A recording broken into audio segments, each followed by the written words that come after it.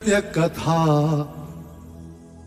पुरुषार्थ कथा सुनो सुनो सिद्धार्थ कथा। ये आदेश पढ़ो सेनापति। कौशल नरेश महाराज प्रसन्नजीत का यह विजयी अश्व जिस जिस राज्य में यात्रा करेगा उस राज्य को कौशल का आधिपत्य स्वीकारना होगा। अश्व को रोकने का अर्थ कौशल की सेना से युद्ध करना होगा, अर्थात अपना अस्तित्व मिटाना होगा।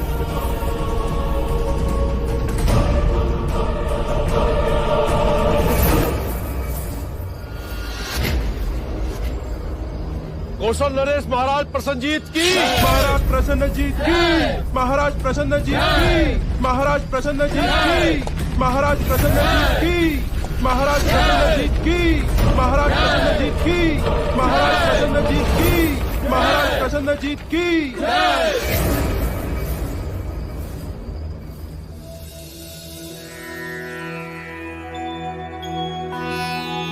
गुरुदेव, विवाह का जो सबसे सर्वश्रेष्ठ मुहूर्त हो वो ही निकालिएगा। हाँ गुरुदेव, सिद्धार्थ और यशोधरा के विवाह की बात है। गुरुदेव, जो भी सबसे पहला मुहूर्त हो वही निकालिएगा। हमारी यशोधरा इस विवाह को लेकर बहुत उतावली है। देखिए ना, इस समय भी वो यहाँ नहीं है, सिद्धार्थ के साथ।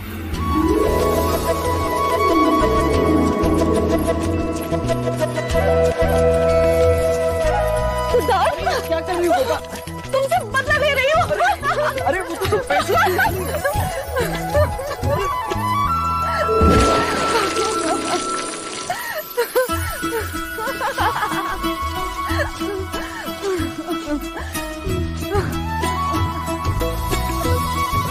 विवाह का शुभ मुहूर्त आज से 7 दिन बाद पूर्णिमा को ही है।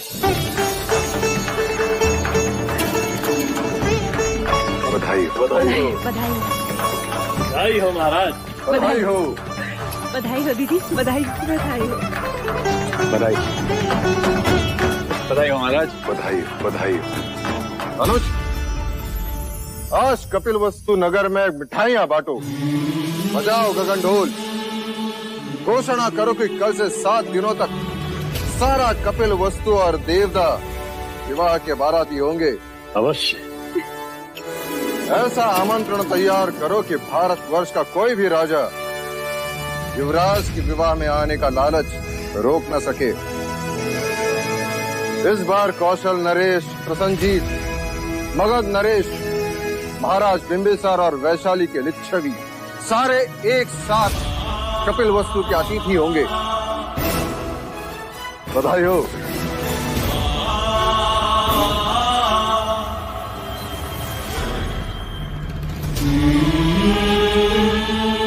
आप प्रसंग अनुसार कार्यसूची बना लें। मैं कुछ ही क्षणों में उपस्थित होता हूँ।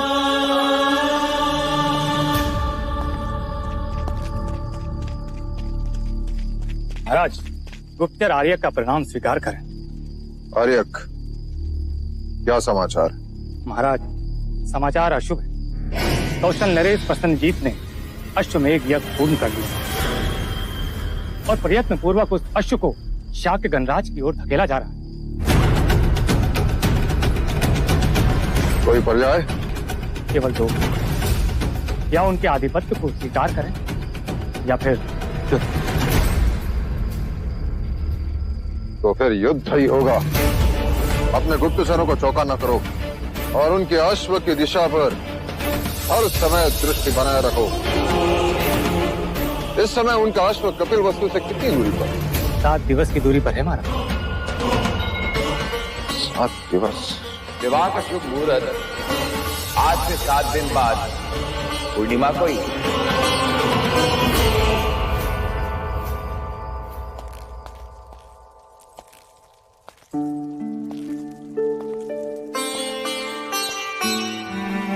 कुछ ही देर में उपस्थित होता हूँ कहकर आप अचानक कहाँ चले गए भैया?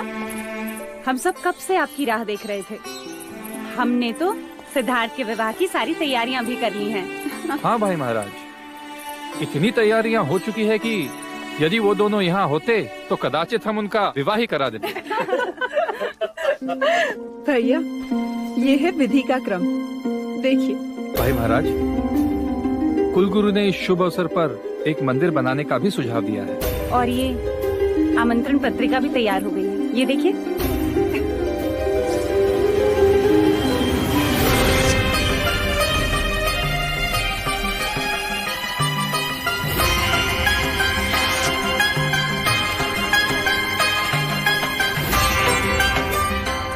देव, आमंत्रण विवाह का नहीं, युद्ध का होगा। स्वागत के स्वर नहीं, युद्ध के नगाड़े बजेंगे।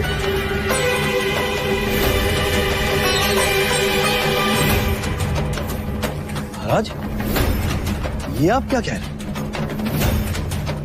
कौशल नरेश प्रसन्नजीत ने अश्वमेघ यज्ञ किया है और वह अश्व शाक्य गणराज्य की ओर आ रहा है।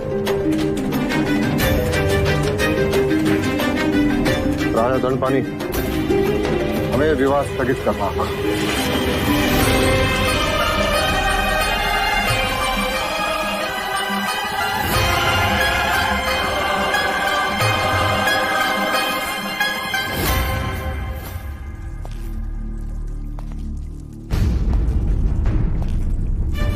भाई महाराज, क्या प्रसन्नजीत का अश्व शाक्य सीमा में प्रवेश कर चुका है? नहीं अनुज, अर्थात हमारे पास समय है। हाँ महाराज, ये भी तो हो सकता है कि वो अश्व कपिल वस्तु की सीमा में प्रवेश करे ही ना। फिर तो हम सिद्धार्थ और यशोधरा का विवाह कर सकते हैं। हाँ, वैसे भी विवाह को पीछे धकेलना अच्छा नहीं, फिर पता नहीं कब क्या हो जाए। जब निर्णय लिए जा रहे हो मंगला, तब दूसरों के मन में दुविधा उत्पन्न करना अच्छी बात नहीं। अमिता, मैं तुम्हें वचन देता हूं, विवाह होगा, अवश्य होगा, धूमधाम से होगा, परंतु युद्ध के पश्चात। युद्ध में कोई अनहोनी हो गई तो फिर से स्वयंवर तो नहीं होगा ना? और फिर यशोधरा का हाथ कौन थामेगा? मंगला दीदी, यदि आप शुभ नहीं बोल सकती तो अशुभ भी ना बोले। लो, अब अपने ही अपनों की चिंता नहीं करेंगे तो कौन करेगा? यदि आपको मेरी बात इतनी बुरी लगी तो अब से मंगला कुछ नहीं बोलेगी, बस चुप रहेगी। वैसे चाहती तो मैं भी यही हूँ कि ये विवाह रुक जाए। अपनों से कहकर हम विवाह को स्थगित कर सकते हैं, शत्रु से युद्ध नहीं। आप विचलित ना हो भाई महाराज, हम सब आपके निर्णय के साथ। हाँ महाराज, यशोधरा अब आपकी हुई, हमें कोई आपत्ति नहीं है, आप चाहे जब विवाह करें। तो ये निश्चित रहा, विवाह होगा परंतु युद्ध के पश्चात। अनुज, महामंत्री से कहकर कल शाक्य राजाओं की बैठक बुलाओ। अवश्य भाई महाराज।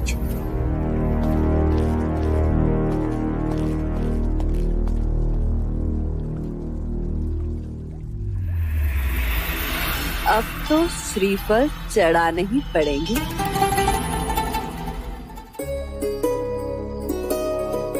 सिद्धार्थ, तुम मुझे सदा बेसुध ही रहने देते। क्यों? तुम्हारा ध्यान मेरे पास तो रहता।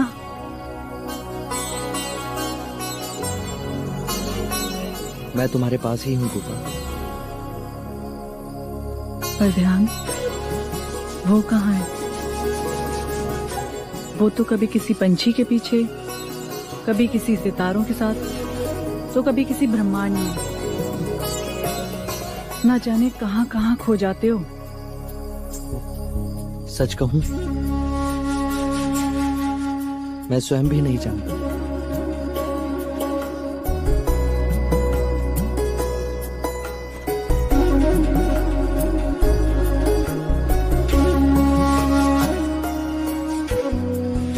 ये क्या कर रही हो? स्वयं को तुमसे बांध रही हूँ। क्यों? कहीं मेरी आंख लग गई और तुम चले गए तो? लो, अब गांठ बांध ली है। अब तुम 7 जन्मों तक मेरे साथ ही रहोगी।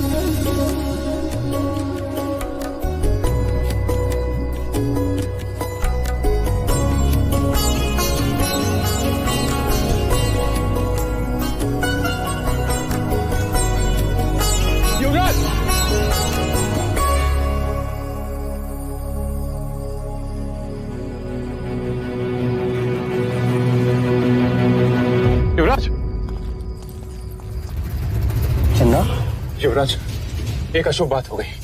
क्या हुआ? आपका विवाह कुछ दिनों के लिए स्थगित कर दिया गया।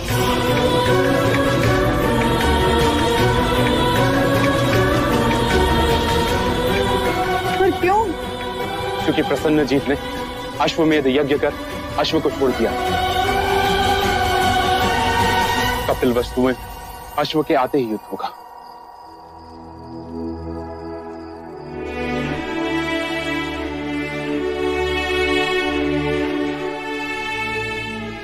गोपा, सब कुछ ठीक हो? कुछ मत कहो सिद्धार्थ, मैंने तो तुम्हें 7 जन्मों के लिए बांध लिया है। अब विवाह हो या ना हो, देखो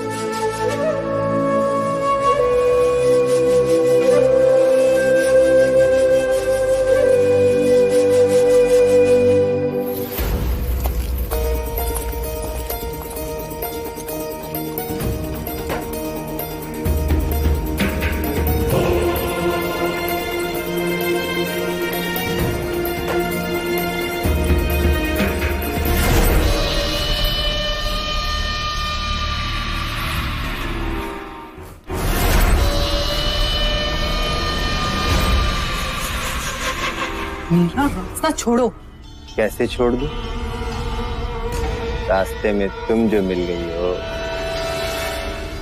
तुम्हें कैसे छोड़ दूं? मुझे तो लगा था कि अब तुम कभी मेरे सामने नहीं आओगे। क्यों? स्वयंवर की पराजय ने मुझे काला कर दिया है तुम्हारा। माना कि मैं स्वयंवर में पराजित हुआ, परंतु मेरा भाग्य पराजित नहीं हुआ है अभी। अर्थात स्वयंवर के बाद ना तो कौशल से युद्ध का ये शुभ समाचार मिलता, ना तुम्हारा विवाह रुकता, और ना मुझे ये सुनहरा अवसर मिलता। किस अवसर? युद्ध में शत्रु पे उठी हुई तलवार के बीच कोई अपना भी तो हो सकता है।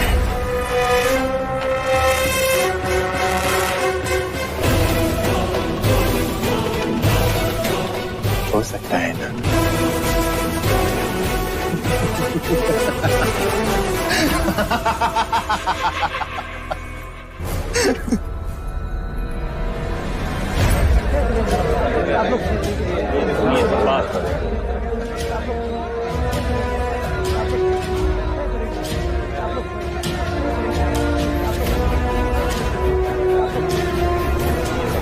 शांत हो जाइए, शांत हो जाइए। हम पहले केवल एक ही उत्सव मनाने वाले थे, परंतु मां अभ्या की कृपा से अब हम 2 उत्सव मनाएंगे। एक प्रसन्नजीत को पराजित करने का और दूसरा सिद्धार्थ के विवाह का। वैसे आप सारी परिस्थिति से अवगत हैं। यदि प्रसेनजीत हमारी देश की ओर देखेगा तो उसे मुंह की खानी पड़ेगी। हमें एक होकर युद्ध करना होगा और उसके अश्व को रोकना होगा। और उसके अश्व को ना रोका तो उसका अर्थ ये होगा कि हमने कौशल का आधिपत्य स्वीकार कर लिया। हमारे पास केवल दो ही पर्याय है, कौशल का आधिपत्य स्वीकार करे अथवा उनसे युद्ध करे। महाराज, कौशल हमसे अधिक शक्तिशाली है, उसके पास हमसे अधिक शस्त्र है, अधिक सैन्य है और अधिक अश्वबल भी महाराज। परंतु हमारे जैसा साहस नहीं। हमारा एक एक शाक्य योद्धा उनके 10-10 योद्धाओं पर भारी है। मेरा प्रस्ताव है कि हम सबको शांत होकर इस पर विचार करना चाहिए। महाराज, यदि हम प्रसन्नजीत की मित्रता स्वीकार लें तो? मित्रता या पराधीनता? नहीं चलेगा। शांत हो जाइए, शांत हो जाइए। महाराज, इससे हम धन और जान की हानि होने से बच सकते हैं। यदि वो हमारे अपने प्रदेश में हमारा अधिकार सुरक्षित रखता है तो इसमें हमें आपत्ति क्या होनी चाहिए? बलशाली मित्र कौन नहीं चाहता महाराज? अर्थात मित्रता के नाम पर हम उनके दास बन जाए? ये मत भूलिए राजा दंडपानी, शाक्य देश एक आदर्श गणराज्य है और उस पर कोई और राज्य करे ये स्वप्न भी नहीं होने देंगे हम। नहीं होने देंगे। क्या आपको युद्ध से भय लग रहा है राजा दंडपानी?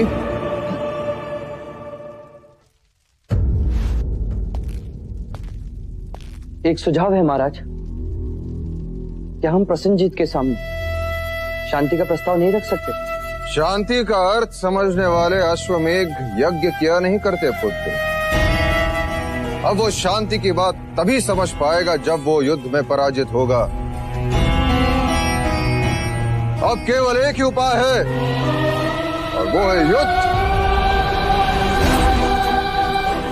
क्या आप सभी मेरे युद्ध प्रस्ताव से सहमत हैं? महाराज शुद्धोधन की, महाराज शुद्धोधन की, महाराज शुद्धोधन की, महाराज शुद्धोधन की। अब हमें युद्ध के लिए तैयार होना होगा। सारे शाक्य राजा अपनी अपनी सेना लेकर शीघ्र से शीघ्र कौशल सीमा की ओर प्रस्थान करेगा। हमारी सारी शक्ति कौशल सीमा पर इकट्ठा होगी। प्रसन्नजीत के अश्व को हम शाक्य देश में घुसने नहीं देंगे। नहीं घुसने देंगे।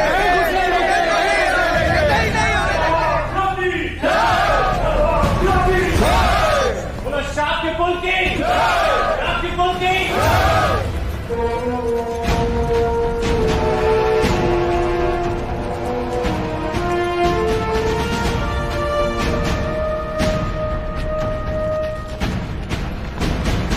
महाराज प्रसन्नजीत की जय हो। बधाई हो महाराज, हम बिना लड़े ही युद्ध जीत गए। हमारे और शाक्यों के बीच जो राज्य था, वहां के नरेश आपके प्रस्ताव को स्वीकार करना चाहते हैं। उत्तम, अति उत्तम सेनापति बहादुर, ये हमारी विजय का प्रारंभ है। आइए राजू।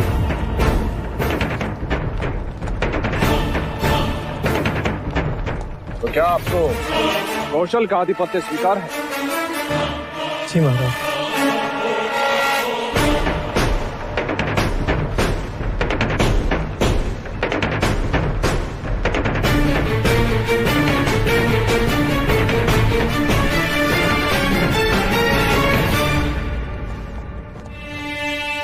ये हमारी तरफ से आपको भेंट।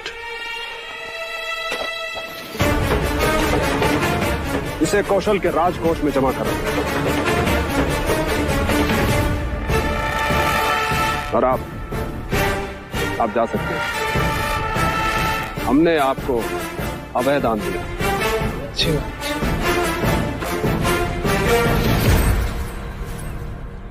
मुझे ऐसे छोटे छोटे राज्य नहीं, बड़ा देश चाहिए।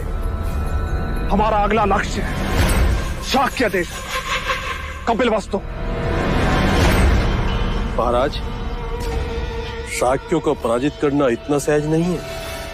वो बड़े शूरवीर हैं और उनमें बड़ी एकता है। और हमने फूट डाल दी और उनका एक राजा हमारा साथ देगा। और एक बड़ी दीवार को गिराने के लिए एक दरार ही पर्याप्त है।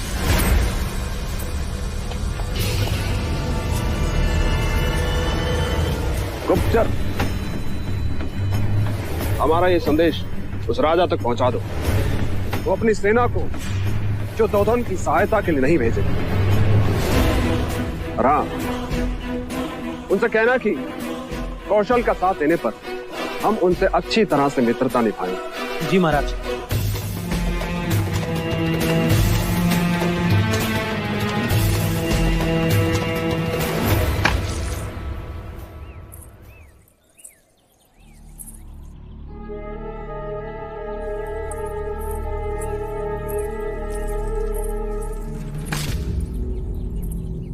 ये क्या कर रही हो मंगला दीदी?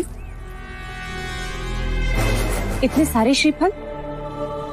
पूरे 10 सैकड़े। पर किस? क्योंकि इतने जाप जो करने हैं। जाप? पर क्यों?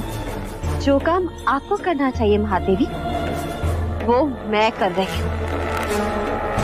मानो आई बला को टाल रही हूँ। इतना बड़ा अपशगुन है कपिलवस्तु के लिए। अपशगुन? कैसा अपशगुन? शाक्य कुल की औरतें बातें करने लगी। मुझे अच्छा नहीं लगा, परंतु क्या करूं? इतना नाम लेने से भी डरती हूँ।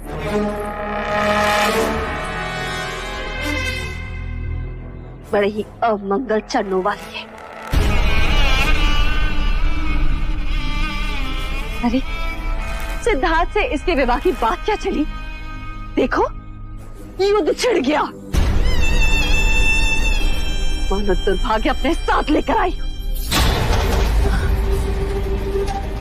लो, दूसरा अपशगुन। पूजा का दीपक ही गिरा दिया।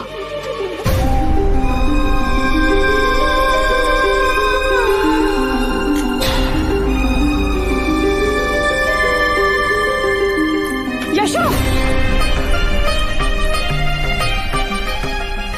जानते भी हो तुम क्या कह रही हो मंगला दीदी? यदि देवदत्त के साथ यशोधरा का रिश्ता होता तो भी ऐसी ही बात कहती।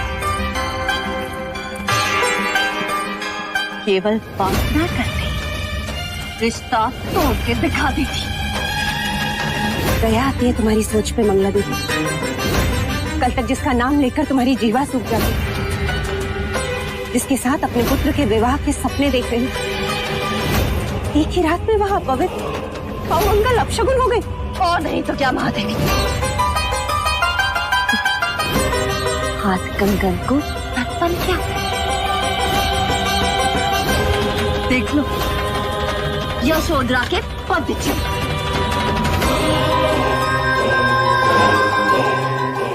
कहते हैं बहुएं कुमकुम वाले पद लेकर चौखट पर आती है। पर ये तो रक्त रंजित पद लेकर आई है।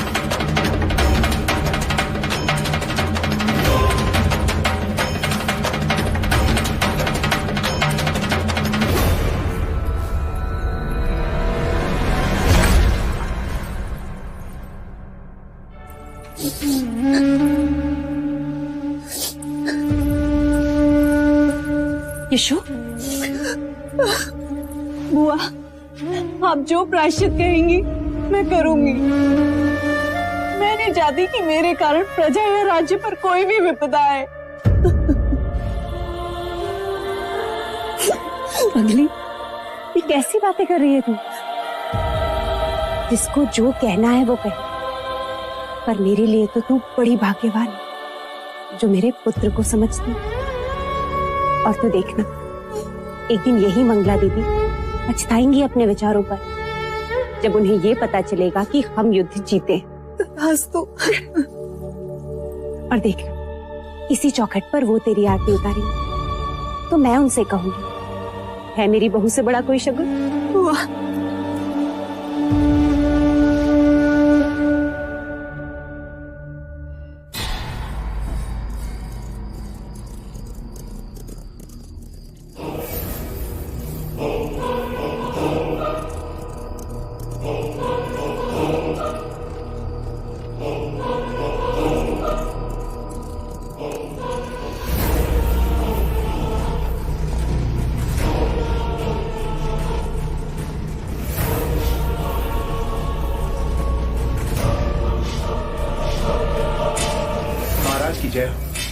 महाराज, एक महत्वपूर्ण सूचना है।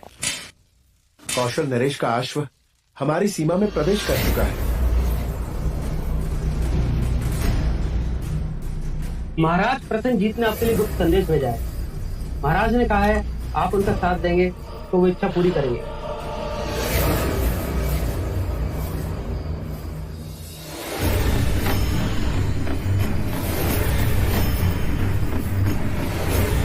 हमें प्रसन्नता हुई। अपने महाराज से जाकर कह दो कि उनकी मित्रता हमारे लिए प्राणों से भी होती है। उनके आदेश का पालन करें। जी।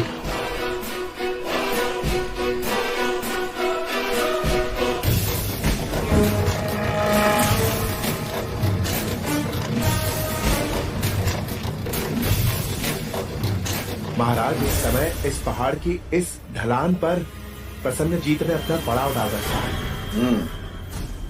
इसका अर्थ यह है कि उन्होंने हमारे सीमा में प्रवेश नहीं किया। पर महाराज, उसका अश्व हमारी सीमा के अंदर है और वो प्रतीक्षा कर रहा है कि किस समय हम उसके अश्व को पकड़ते हैं। भाई महाराज, हमारे सारे शाक्य राजाओं की सेना इस पहाड़ी की दूसरी छोर यहाँ इकट्ठा हो रही है। हमारी सेना कब तक एक हो जाएगी? मात्र 2 दिन में महाराज। और प्रसन्नजीत से हम इस स्थान पर युद्ध करेंगे। हम उसे इस जगह पे चुनौती देंगे। उसका अश्व हम यहाँ पकड़कर बांधेंगे। महाराज, आपको यहाँ नहीं, इस छोटे मैदान के पास सामना करना चाहिए। क्यों? इस मैदान में लड़ने का क्या कारण? यहाँ तो सेना उलझ जाएगी। महाराज, इस छोटे मैदान के चारों ओर ढलान है और यहाँ जाने का सिर्फ एक ही रास्ता है। बाकी सारे रास्ते छोटे हैं और ऊपर से नीचे की ओर है। हमारी सेना यहाँ ऊपर होगी और उनके नीचे। इस तरह उन्हें लड़ते हुए ऊपर चढ़ने में कठिनाई होगी और इसका ये लाभ होगा, कौशल की बड़ी सेना का एक साथ सामना भी नहीं करना पड़ेगा। अर्थात महत्वपूर्ण युद्ध इस खाई में होगा। उनके लिए हमारे लिए चोटी। यानी शत्रु की सेना नीचे और हम ऊपर। हमारा निशाना उन पर अचूक लगेगा महाराज। और प्रसन्नजीत की सेना को भारी नुकसान। इतनी बड़ी सेना से लड़ने के लिए ये बड़ी अच्छी रणनीति है भाई महाराज। बधाई हो सिद्धार्थ, बधाई हो क्षत्रिय। बधाई मुझे नहीं, आचार्य कौंडिन्य को देनी चाहिए। उन्होंने ही हमें यह नीति सिखाई और साथ ही हमें यह भी सिखाया कि जहां तक हो सके युद्ध को रोक देना चाहिए, क्योंकि युद्ध केवल विनाश अर्जित करता है।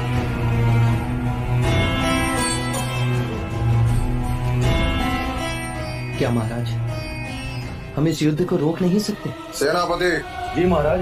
सेना को आदेश दो, कल प्रातः काल हम कूच करेंगे। जी। पिताजी, मेरी बात तो सुनिए पिताजी।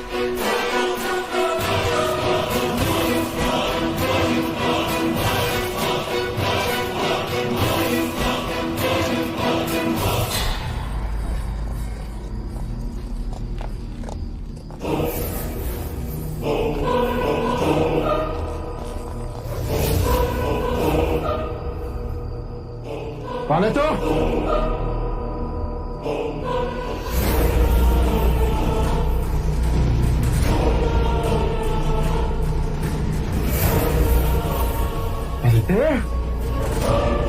क्या कर रहा था यहाँ पे? जी मैं युवराज सिद्धार्थ के लिए एक महत्वपूर्ण संदेश लेकर आया था कुमार देवदत्त। मेरा विश्वास कीजिए, मैं कपिलवस्तु और युवराज का शुभचिंतक हूँ।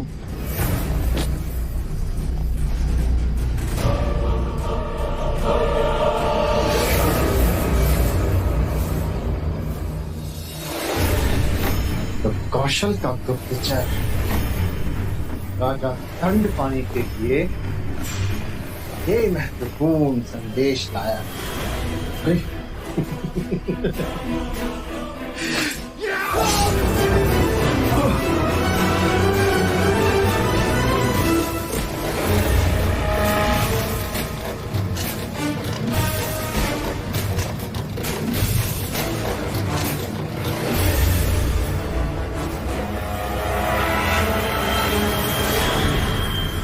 तो आप हैं कपिलवस्तु के शत्रु प्रसन्नजीत के मित्र।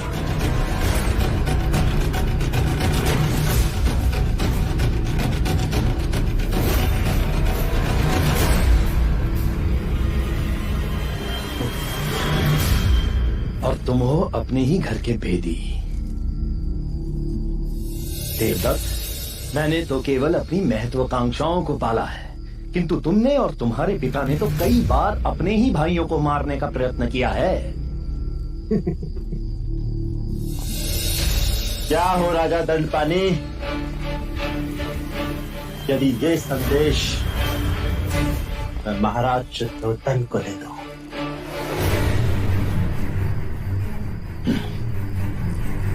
चाहकर भी तुम कभी ऐसा नहीं कर सकते देवदत्त। नहीं कर सकते? क्यों? क्योंकि हमारा शत्रु एक ही है, राजा शुद्धोधन, जो अब आपके संधि हो गए। देवदत्त, मैं तो तुम्हें ही अपना जमाई बनाना चाहता था, परंतु देखो ना, तुम स्वयंवर जो हार गए।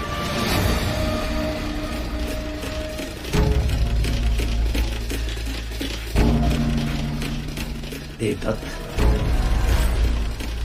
तुम मेरी सहायता करो और मैं तुम्हारी करूंगा। ये कौशल राज के गुप्त संदेश की बात हम तक रहे, बस।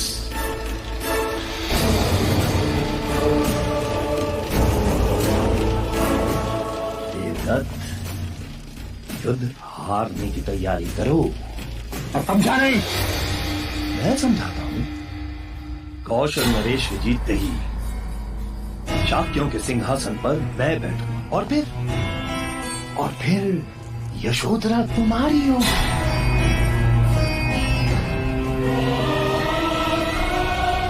और फिर मैं तुम्हें अपना उत्तराधिकारी घोषित कर दूंगा। तुम्हें देवदत्त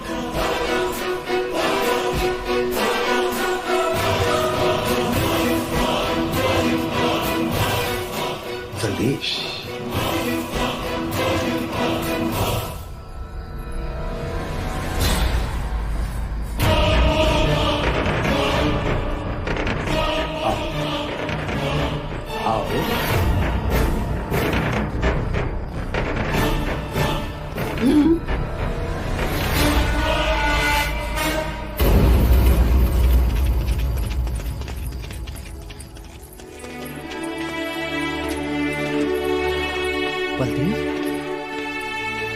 बलदेव, क्या हुआ बलदेव? कुछ कहो बलदेव, किसने घायल किया तुम्हें? क्या हुआ बलदेव? क्या हुआ चन्ना? मैंने न रास्ते में घायल पड़ा हुआ देखा तो उठाकर यहाँ ले आया। बलदेव, क्या हुआ बलदेव? कहो। हाँ हाँ बोलो। दंड? किसने दिया तुम्हें दंड? कहो बलदेव, कहो। हाँ, कहो बलदेव, कहो।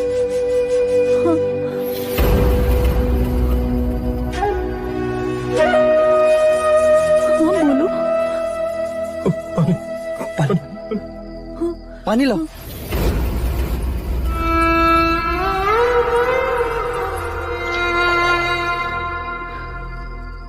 पानी पियो बलदेव, पानी पियो। पानी पियो बलदेव। पानी पियो, पानी पियो बलदेव, पानी पियो बलदेव। बलदेव, पानी पियो बलदेव। क्या हुआ इसे? क्या हुआ इसे चन्ना? ये बोल क्यों नहीं रहा? बलदेव, बलदेव, बलदेव, बलदेव।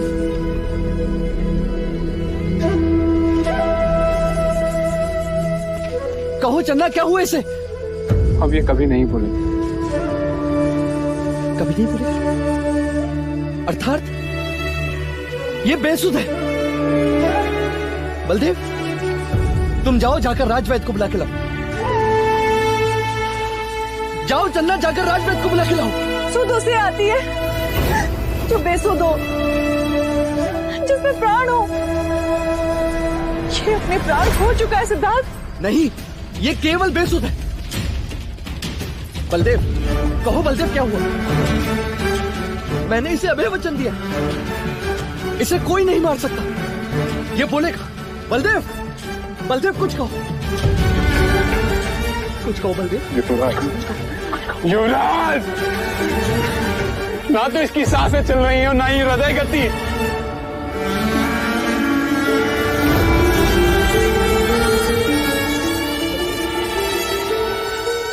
बलदेव, आंखें खोलो बलदेव, आंखें खोलो। बलदेव, बलदेव। मृत्यु अटल है युवराज। कहीं तुमने ना देखा हो, तुमने अपने आचार्यों से पुराणों की कथाओं में मृत्यु की बातें सुनी होंगी।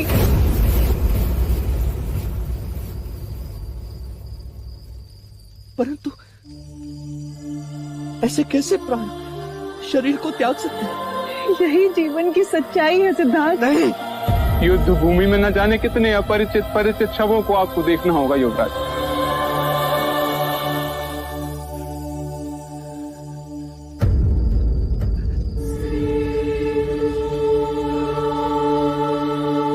नहीं लड़ूंगा मैं युद्ध, नहीं लड़ूंगा मैं युद्ध। राज्य की रक्षा के लिए आपको युद्ध करना हो। मुझे राज्य की रक्षा के लिए मत समझाओ।